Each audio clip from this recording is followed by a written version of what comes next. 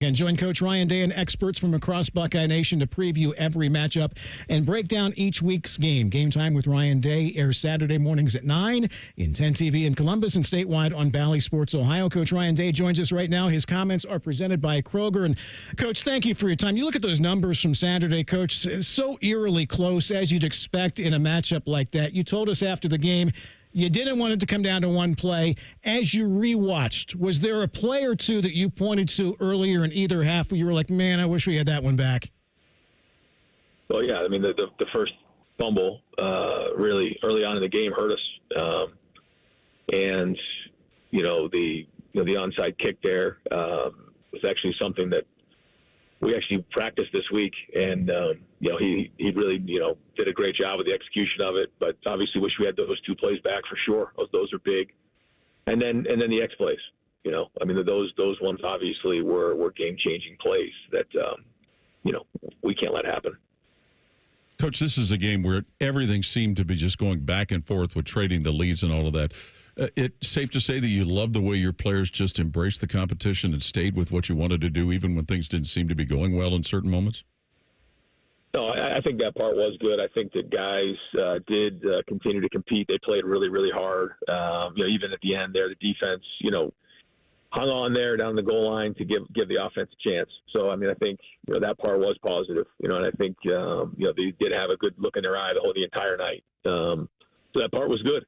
And then we're going to have to play in those types of environments again. We're going to have another one like that in 2 weeks, when we go to Penn State. So, we're going to have more of those environments as we move forward. So we got to be able to handle them well and continue to respond and keep fighting and then make more plays. So I do think they fought. I thought they played hard. But, there's things that we got to get fixed. Coach, what do you learn from, like that last series, the last play, where you're out there, you got 9 seconds left to go. Boom, they got a legal substitution, which is basically, for our listeners, 12 men on the field. It takes time off the clock. And, the benefit for you is, 5 yards, yeah, you'll take, but you needed that time. You needed those seconds. What do you learn from that going forward and to not be in that situation again or use that situation if you have to? Yeah, I guess, in that situation, if you were to see, 12 or 13 guys or whatever, I mean, I guess they could put 20 guys on the field if they wanted to. I guess you would, spike it so that, you save that time and then you just get 5 more yards. But, when you look back on the play, there were guys open. So, there was still an opportunity to make a play there. And, we were down there to the 28-yard line. And then took the penalty, which kind of set us off, and then had the clock running, which they really administered very fast. Yep.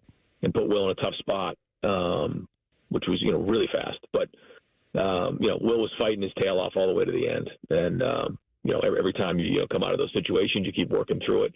I thought the 2-minute drill was really excellent, all the way until we took that penalty.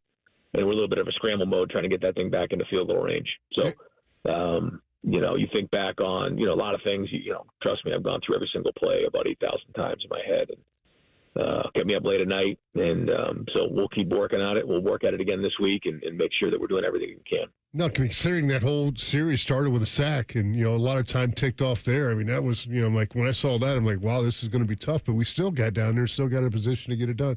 Coach, quick update on some of the injuries. Obviously we saw Josh Simmons. That didn't look good. Will Kazmarek didn't get a whole lot of playing time. And then we noticed there was a little bit more Travion Henderson than Quinshon Junkins. Is Quinshon and all those guys and Kazmarek, are those guys okay? Will's probably going to be a little while. Quinshon's fine. And like I said, after the game, Josh, it's probably a season-ending injury, Josh Simmons. Mm. Is that where you got those early reps for the offensive lineman in summer camp? You hope that's where the payoff now the guys are going to be put more on the spot? Yeah, that's for sure. And I give Zen credit. Zen got put in a tough spot in a tough environment. Hasn't had a ton of career reps over there. And I thought overall competed. And it wasn't all perfect. But so we're going to need him and some of those guys to step up for sure because we know that this is going to be part of the season. We talked about it in the preseason. And, guys are going to have to step up. And you're exactly right in the O-line. Coach, since you are kind of at the halfway point now, is this bye week a little bit more rest for some of your starters, some of the players that have went hard? Yeah, we're going to look back on, some different things certainly coming out of this game that we need to adjust schematically and overall, and things we need to emphasize and tweak. But yeah, it'll be an opportunity for, the starters to, still get some fundamental work and make some tweaks, but also to get rest and then really, get a bunch of work with the 2s and 3s and continue to develop those guys as we'll need them.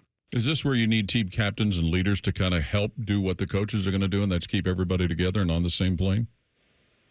Yeah, I mean, listen, every time you take a loss here at Ohio State, you got to really stick together, and we talked about that, after the game and making sure that that's the case. And we got a mature group of guys. They get it, they understand it, they know that it's a long season. They know we got a lot of football ahead of us, and nobody's sicker than we are or they are.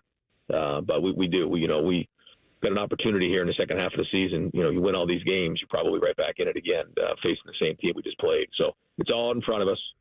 But we got to make the adjustments we need to be. So next time we're in that situation, it's not the same.